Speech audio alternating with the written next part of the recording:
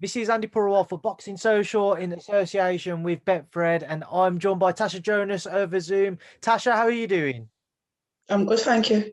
That's good to hear. Obviously some exciting news for yourself that you've finally been able to release. I know you've had a few days now, a week or so, to be able to kind of get used to knowing that the date's out there. You and Katie Taylor, May 1st. How much of a relief was it to get it over the line, get it announced, and have something to work towards now? Yeah, I think in boxing, you never quite know. Like, I mean, you can agree whatever you want, but until it's announced and signed, then nothing's in. Even now, we've still got to pass COVID test and everything before the fight actually happens. So, it's just a relief to finally be able to say it's happening. And there's a bit of an obligation there for it to go ahead. So yeah, it's great news. I think it's a great fight. I think we've got styles that gel. I think, for as far as women's boxing fights at this very time, I think it's one of the biggest out there. I was going to ask you next, in your opinion, with regards to, we've seen a brilliant growth of the female side to the sport over the last few years, but this fight in particular, where does it stand during these past few years? I mean, for us, meaning Britain and Ireland, we're fairly, new to the professional women's game.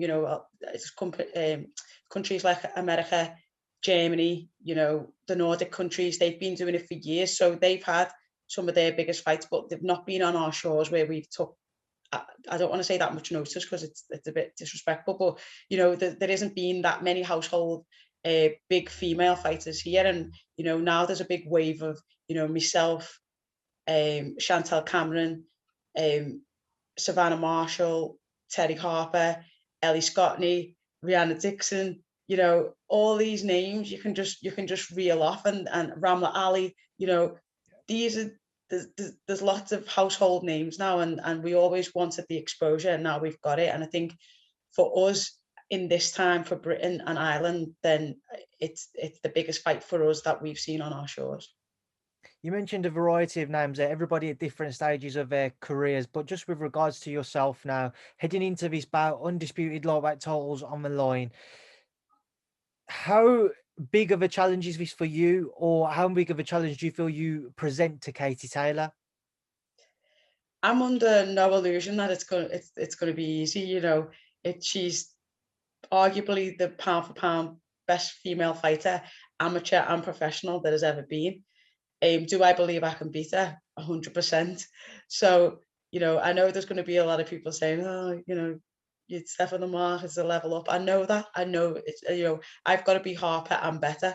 But, if you don't rise to the challenge, what's the point in being there? I don't, I'm not in, people may think it, but I'm not in this fight for the pay. I'm not in it for I'm here to win the belt. That's what I want to do.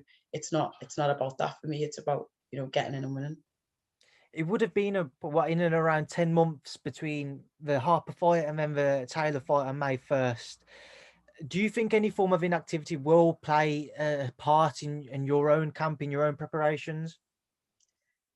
No, not really. I think the Harper camp proved that.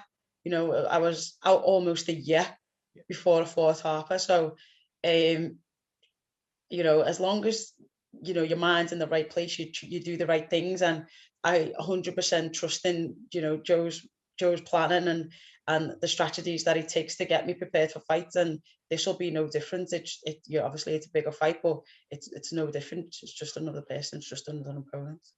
Natasha, are you putting any pressure on yourself? Or do you see this as last chance saloon at all, or have you not looked at it like that? No, I'm not. I'm not in any worse off position than, when we couldn't get that 3-fight deal with Matchroom across the line. Even in that 3-fight deal, I was never going to get an instant Harper rematch. It was always 3 fights down the line. So, I'm fighting as if, then one's in between. You may as well just say it. This is the 1-2 fight before I get the Harper. So I'm in no worse off position. Obviously, I'm going up a weight. So yeah, it doesn't put me. I've got nothing to lose.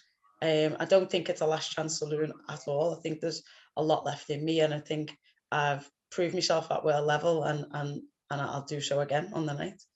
Talking about moving up to lightweight, how do you feel kind of about that? I imagine it'd be easy for you, obviously making weight, but just adjusting to it from a physical side, how do you feel about it? I mean, it's not a weight I've not fought at before. I've fought at it a few times just as a pro. It was my amateur weight. I've obviously come down amateurs through the ranks from, you know, a middleweight down. So it's no big issue coming. You know, it's just an extra £5 that I don't have to get off. Natasha, picking that one back up there. You talked to me about the fight then, you know, how much have you been studying Katie since kind of you initially knew the fight was in the pipeline, and what have you seen of her? What weaknesses are you looking to exploit? Without, I know you won't want to give too much away, but from what you've seen, what can you tell me? I mean, there isn't much to say. I think, you know, we're both obviously different fighters from 2012. I think I've improved a lot. And, you know, I'm not fighting, you know, Katie the Aura, you know, Katie the what everybody else thinks she is. I'm just fighting Katie, who's the opponent. So, yeah, we've only just really going into our tactics, and that kind of strategy. The main aim of the first few weeks of camp was to just drop a bit of weight and get fit.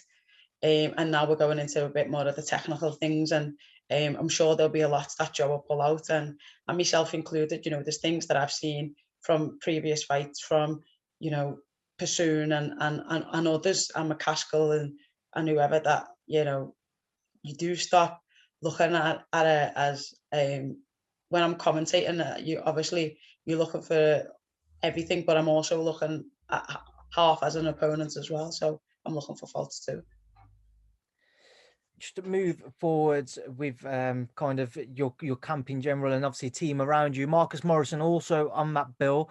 Chris Eubank Jr., it's a fight where he isn't favoured, Marcus, that is. Many people see Chris as kind of a heavy favourite heading into it. Just your thoughts on the fight though, and how Marcus's preparations have begun. He's at this, obviously we're on the same bill, so it's the same. We're at the same point in our training program. You know, as I say, we're just getting fit. We've got to the fit bit now. We're just getting to tactics and sparring, choosing sparring partners that we think will be very relevant to our opponent. So that's where we both are. I mean, he's under no illusion that this is going to be an easy night, but I think sometimes in boxing people are too quick to write people off, and I think Marcus is a bit like myself, and it only gives him the motivation to prove everybody wrong. I mean, just one thing which I forgot to ask you about yourself, just to kind of go back to it. Do you feel like you'd have to get the stoppage victory on the back of your performance against Terry Harper? You know, it was a very close fight, but many thought you edged it to the very least. Do you feel like you need to stop Katie Taylor if you was to be victorious? Potentially. But again, you know, that's something that's out of my control. I can't make the judges see what we see or whatever. That's, you know, it's just I can only control what I can control. So yeah, you know, hopefully on the night the judges do a good job. I mean, 9 times out of 10 they do. It's just the odd occasion that it's not happening. That's just pick that one back up again. Just a few things just to kind of end on with regards to the women's side of the sport. We've got Shannon Courtenay versus Ebony Bridges coming up. Originally we had Courtenay Ball too, but Rachel unfortunately suffering with the side effects of COVID. Obviously wishing her well there. But with Courtenay Bridges, what are your thoughts on it? To be honest, I mean, I speak to Bridges over social media and stuff, and she seems very confident. You know, the stuff that she puts up looks good, but I've never actually seen her box. So I couldn't, based solely on that, I would have to go with Shannon. And I think Shannon's got a bit between her teeth after obviously losing to Ball, and she's on a comeback trail of her own, and she wants to prove a point. So yeah, I think it's just simply based on that. I haven't seen Bridges, that I'd have to go with Shannon. And then just one final word on Rhyson Dixon. You mentioned her earlier on. I know Anthony Croller's eager to push her as much as possible. You've shared a ring with her in sparring. Talk to me about Rhyson. What is she like? Do you see the potential that Anthony does? Yeah, I mean, I've sparred her a few times. You know, she's one of the sparring partners now. She's very talented, very heavy-handed, got good upper body movements, and she's very explosive. I think she'll go very far, especially in the division that we're in as well. Yeah, there's a big future for her. Has it surprised you how she's been able to take to the professional side of the sport with such a limited amateur pedigree? Well, with no amateur pedigree, effectively. Yeah, I don't think you necessarily need it. You just need to hone in on skills. You know, when you cross over from that amateur into professional, you've kind of got to undo stuff that you've learned already, and that you've been, you know, drilled into you for years and years and years, and now you've got to undo it and do it a different way. So you get less of that. But I think, you know, there's myself, there's Tanya as well, in the gym, and you know, she's barred with Chantal Cameron. You know, she's done bits with Savannah. These are world class and world champions. So you're going to learn and you're going to pick up things and you're going to improve. And I think, you know, she sees the level what she needs to be at and is striving to reach there every session. So.